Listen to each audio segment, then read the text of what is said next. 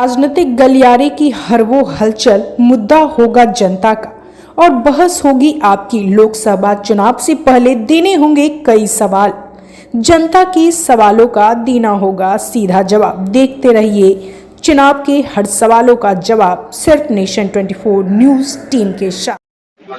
नमस्कार, नेशन 24 में आपका स्वागत है। मैं नीरज। देखिए, लोकसभा चुनाव का बिगुल फूंका जा चुका है और लगातार प्रत्याशी प्रतिनिधि जो है अपने अपने क्षेत्र का दौरा कर रहे हैं। इसी क्रम में अभी हम गया लोकसभा क्षेत्र में मौजूद है और हमारे साथ मौजूद है कुमार सुरजीत जी, जो राजद के प्रत्याशी के तौर पर यहाँ चुनाव लड़ने जा रहे हैं। और आपको हम बता दें कि पूर्व में मंत्री भी रह चुके हैं और कद्दावर नेता के तौर पर जाने जाते हैं। तो चलिए हम जानते हैं गया लोकसभा क्षेत्र को लेकर कि आखिर इसके पहले जो जदयू के जो वर्तमान सांसद थे उन्होंने कितना कार्य किया, कितना विकास किया, और जब ये जनता के बीच जा रहे हैं तो आखिर किस तरह की समस्याओं से इनको रूबरू होना पड़ रहा है, जनता अपनी कौन सी समस्या इन तक पहुंचा रही है, और क्या लगता है कि इस बार जीत के दावे इनके कितने पक्के हैं, कितने मजबूत है। इस सब चीजों पे हम बात करेंगे और यहाँ के विकास की भी बात करेंगे। तो चलिए हम इनसे मुखातिब होते हैं और बात करते हैं पूरे इस लोकसभा क्षेत्र को लेकर।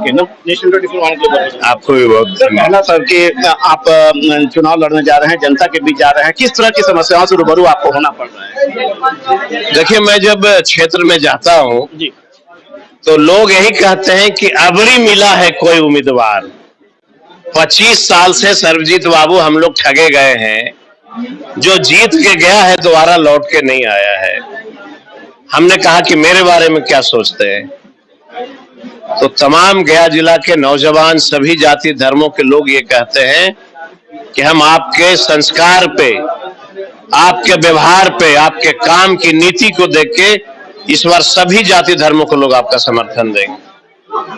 क्या लगता है कि हम पार्टी से आपको, जो जीतनराम मांझी जी हैं उनसे पूर्व मुख्यमंत्री भी रह चुके हैं, उनसे क्या लगता है कि आपको इस बार टक्कर हो सकती है, संभावना? किस बात की? एनडीए के उम्मीदवार किस बात की टक्कर? सवाल यहाँ यह है कि नौजवान कहता है कि तेजस्वी जी हमको नौकरी दे रहे थे तो आपने भीतर घात क्यों कर दिया। नौजवान कहता है कि हमको रोजगार की बात हो रही थी, आपने हमारे साथ गलत क्यों कर दिया। महिलाएं, आंगनवाड़ी की दीदी कहती हैं कि हमारी नौकरी की पक्की हो रही थी, आपने ऐसा क्यों कर दिया। जीविका की दीदी कहती हैं कि हमारे लिए तेजस्वी कुछ करना चाहते थे, आपने ऐसा क्यों कर दिया। आशा की दीदी बोलती है तेजस्वी हमको कुछ कर रहे थे, आपने ऐसा क्यों कर दिया। सत्ता का सुख भोगना ये राजनीति जीवन का अंश नहीं है। जन सेवा राजनीति का अंश होता है, सेवा करना पड़ेगा। आप मुख्यमंत्री रहे, सब कुछ रह गया को क्या दिया। मैंने तमाम बिहार के मीडिया के चैनलों को आग्रह किया है कि गया के गांधी मंडप में डिबेट कराओ कैंडिडेट को बुला के, और वो बताए कि आप जो है मुख्यमंत्री रह गया के लिए क्या किया, और मैं बताऊंगा कि 17 महीना में मंत्री रहा गया के लिए क्या किया। अपनी अपनी राजनीति जीवन के बारे में बताना पड़ेगा ना कि जनता के लिए किया क्या। अनगिनत 17 महीने में अनगिनत इतिहास मैं बता दूंगा, जरा बुला के एक बार बताओ। लंबा समय तो नीतीश जी आपके साथ ही जुड़े थे, अब जाके वो हटे। नहीं, हम 17 महीना की बात कर रहे हैं। 17 साल बनाम 17 महीना। हमने 17 महीने में क्या किया, हम आपके माध्यम से डिबेट करा के लोगों को बताना चाहते हैं। और ये अपने लंबी आयु में जो राजनीति की रही है इनकी, इन्होंने गया के लिए क्या किया ये जनता को बताएं। क्या लगता है कि 17 महीनों में इन्होंने क्या किया और 17 साल में क्या? 17 महीनों में तेजस्वी जी ने बिहार के नौजवानों को नौकरी, आंगनवाड़ी की दीदी की नौकरी पक्की करने की बात हो रही थी, जीविका की दीदी के लिए बात हो रही थी, आशा की दीदी की बात हो रही थी। जातीय जनगणना हुआ कि कौन सा, चाहे ऊंची जाति के हो लो, नीची जाति के लोग हो, किसकी किस अवस्था में वो रह रहे हैं गांव में, उसके लिए हम लोग नई योजना लाएंगे। जिस दिन जातीय जनगणना का बिल पास हो रहा था उस दिन हमारे पिता तुल्य जीतनराम मांझी क्या कह रहे थे कि नीतीश जी ने मुझे भरी सदन में गाली दिया। आज वो गलिया कहां चला गया। इसी गया जिला के एक एक प्रखंड में उन्होंने सभा किया और कहा, ब्राह्मणों को गाली दिया, ऊंची जातियों को गाली दिया, गरीब के लिए जातीय जनगणना हो रही थी, उस दिन ये चिल्ला रहे थे कि हमको तो नीतीश कुमार ने गाली दिया। भाई अब कैसा व्यक्ति है, भरी सदन में अगर आपको कोई बेइज्जती कर रहा है आप उससे हाथ मिला रहे हैं। क्या जनता को संदेश देना चाहते हैं? कि माननीय मुख्यमंत्री जब तब हो दलितों को गाली देते रहे और आप ब्राह्मणों को गाली देते रहे, जिसको मैंने गाली देते जनता आपको चुन लेगी।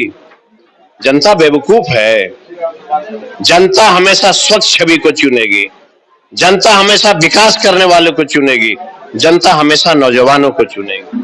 बोधगया के आप विधायक हैं और अब लोग लोकसभा क्षेत्र को प्रतिनिधित्व करने जा रहे हैं, मुख्य एजेंडा क्या होगा जिस एजेंडा को लेकर आप जनता के बीच जा रहे हैं और अपनी बातों को उन तक रख रहे हैं? देखिए, हमें चिंता है नौजवानों का, बिहार का और देश का। और जब मैं एमएलए रहा हूं, जब से हूं मैं बोधगया में, एल&टी देखिए कितनी बड़ी कंपनी, उसको मैंने पंचायत वाइज बुला के कहा कि बेरोजगार नौजवानों को अपनी कंपनी में ज्वाइन कराओ। 8000 लोगों को मैंने एल&टी में ज्वाइन करवाया। देश का यह पहला इतिहास कि बिहार में गांवों में एल&टी ऐसे प्राइवेट कंपनी को हमने उतारा कि नौजवानों को ले जाओ। 8000 लोग गए यहां से। नौजवानों की चिंता करनी होगी, देश का बागडोर उसके हाथ में होना चाहिए।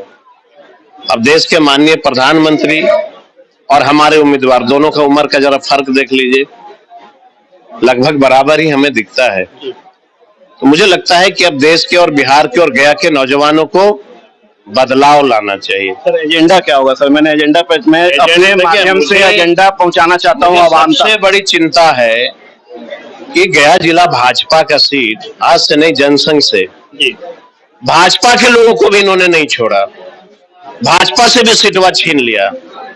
इसका मतलब है कि भाजपा के कार्यकर्ता को इन लोग कार्यकर्ता नहीं समझते हैं, तभी उन्होंने सीट ले लिया।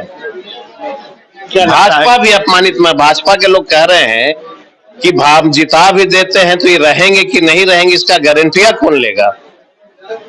लेकिन मैं आपके माध्यम से गया के नौजवानों को, सभी जाति धर्मों को संदेश देना चाहते हैं, चाहे वो भाजपा के लोग हो, जेडीयू के लोग हो, राष्ट्रीय जनता दल, किसी जाति धर्म किसी पार्टी के लोग हों, 32 वर्षों से गया में कोई ऐसा सांसद नहीं बना है जो गया जिले की विकास की बात करता हो, नौजवानों की बात करता हो।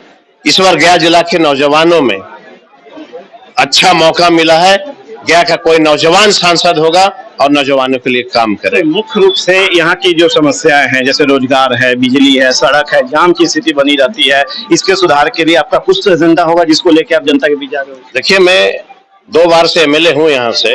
आप बोधगया से है, लोकसभा की हो रही है, गया से हैं, बोधगया से मैं एमएलए हूँ। मेरे क्षेत्र का भ्रमण कर लीजिए, अगर कोई गांव बिना सड़क का रहेगा तो बता दीजिएगा।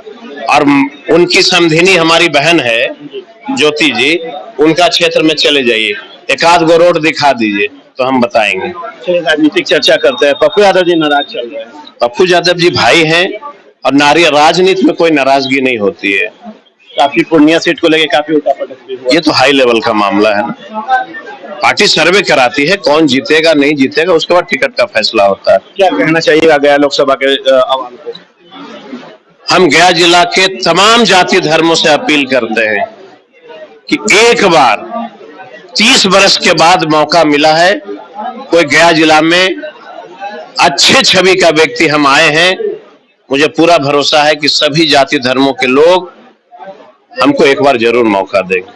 तो इन्होंने मौका मांगा है कि 30 वर्षों के बाद पहली बार आरजेडी को मौका मिला है। एक पूर्व मंत्री रह चुके हैं और अब लोकसभा जितने चुनाव लड़ने जा रहे हैं, तो इनका कहना है कि इस बार एक बार मौका मिला आवाम को तो ये इस बार जिताने का काम करे। जिताने के बाद जो विकास बोधगया में दिखा है वो विकास अब गया लोकसभा में भी देखने को मिलेगा और बेहतर विकास देखने को मिलेगा। आप देख रहे हैं नेशन 24 न्यूज। नमस्कार।